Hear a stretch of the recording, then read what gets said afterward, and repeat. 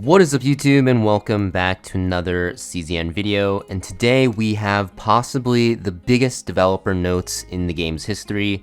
I guess it's only been a month, so the history isn't too long, but you're going to see that there are some huge changes coming to the game that I think everyone should be very excited for. So we're just going to jump right into it. The first thing they talk about is the currency required improvements. So it's not really a secret, the game economy in this game is pretty terrible. It takes you so long to level your characters and even your partners, and just a lot of stuff in general. So what they're doing is they're going to actually reduce the amount of units or gold in this game that is required to level up characters or agents in this game by 80%. That is a huge amount.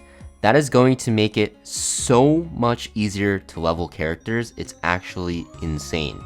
This will allow us to just build so many more characters, test out so many more builds, and for me, honestly, as like a content creator, it is just a blessing because now I can actually showcase more than just one team, right? Because currently I've been kind of only using one or two teams because I just don't have the materials. Even as someone that uses a lot of crystals to refresh, even max refreshing a lot of the times, most of the time actually, I still don't have enough characters built.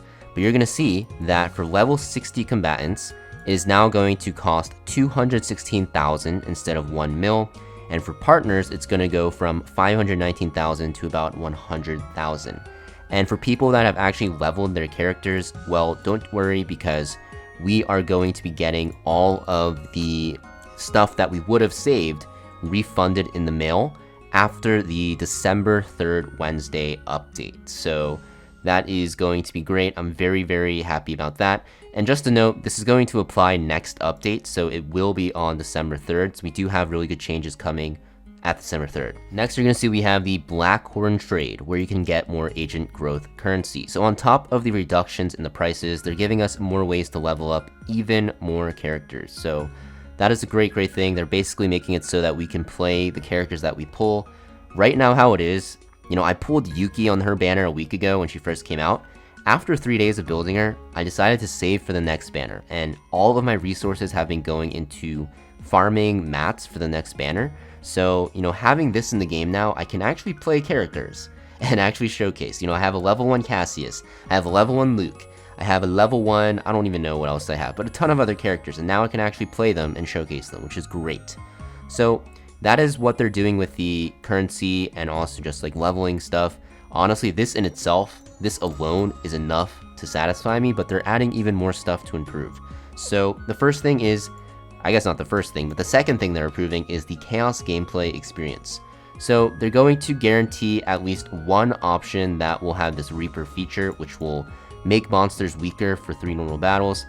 I don't really know if this is that important. I guess it's nice for those really hard stages, I guess, or if you want to skip very quickly. Yeah, so it says if you want to skip the early stages more quickly, so that's pretty cool.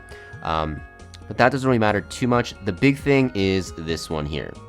The agent info screen will now display your current save data's faint memory points in real time, allowing you to focus fully on the game without any inconvenience. You can see, we actually see it now. And this is going to be great because now you don't have to use a calculator. You don't have to guess, you know, how many faint memory points you're actually at. It just tells you. So you can actually see in game if you are about to reach the cap and then plan accordingly with your epiphanies and like card duplications, getting neutral cards and stuff like that. So that is a huge dub. Thank God this is in the game. I've been getting sick and tired of just calculating it, you know, outside the game. And it really burnt me out, and I haven't been playing as much, but with this change, and honestly also this hero, this combatant upgrade change, I think I'll be playing a lot more once again, so that is great.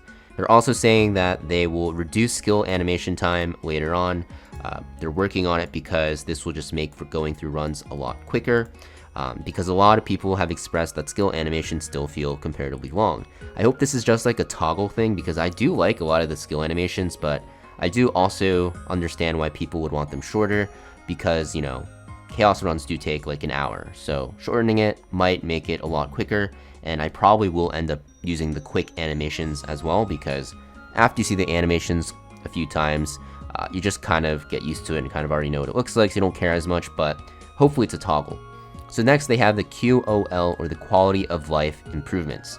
So first they're going to improve the UI to display the current turn count, because currently how it is, you have to actually look at the left at the turn meter right when the turn starts to see what turn you're at, so that's going to make it a lot easier to see.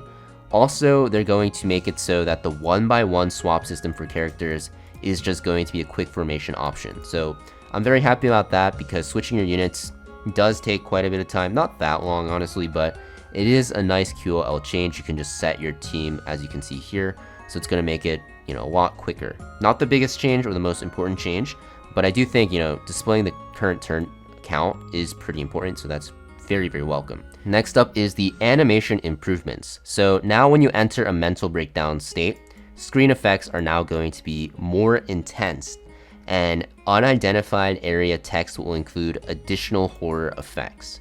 Not really too sure what that means, but they're basically improving like the special effects for mental breakdowns. Hopefully it looks cooler, so I'm very excited about that. But we'll have to see what it actually is. But they say that they want us to be able to further immerse ourselves in the darker atmosphere of the game.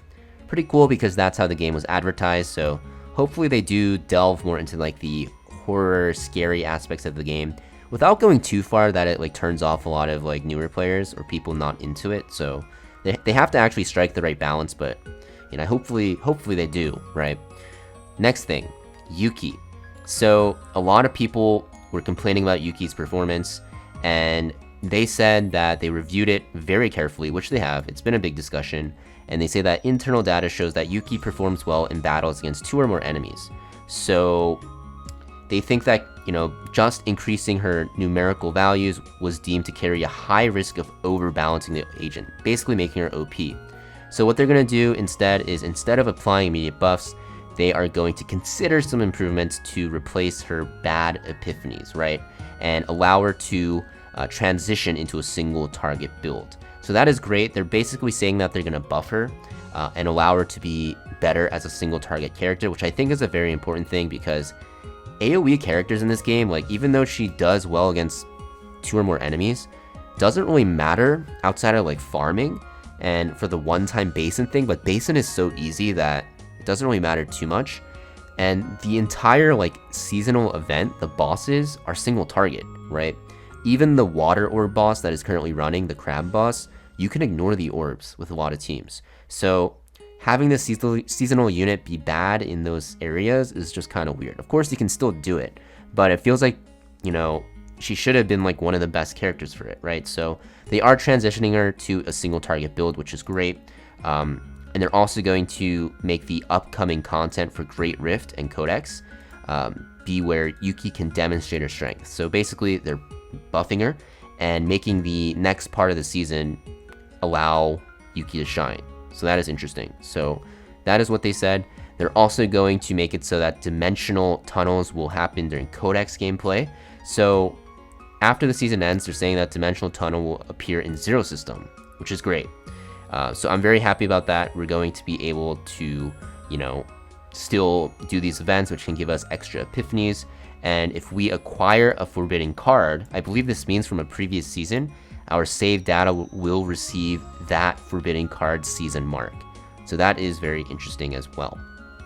Next, they talk about when you get an agent in rescue who already has max dupes, you'll get Spectral Cubes. And these Spectral Cubes can be used for other combatant dupes, partners, prism modules, and even more. So if you already have a character at max dupe, and you've been getting, even more copies, you'll get these Spectral Cubes in the mail. And this works, I believe, for the 4 stars as well, so that's very exciting. So that's pretty much it for the changes coming, though. Pretty big, honestly, even though it's not like the longest patch note ever. They have really, really important changes coming.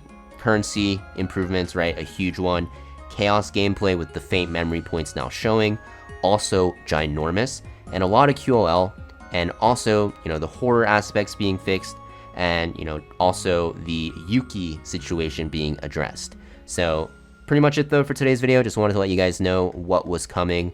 Make sure you guys hit that like and subscribe to see more CZN content, because I think I will definitely be uploading more, because, previously in the last week, I've been pretty, I don't want to say disappointed in the game, but I wasn't having as much fun as before because of a lot of the stuff that was, kind of gating my account's progression and my fun with the faint memories and stuff like that.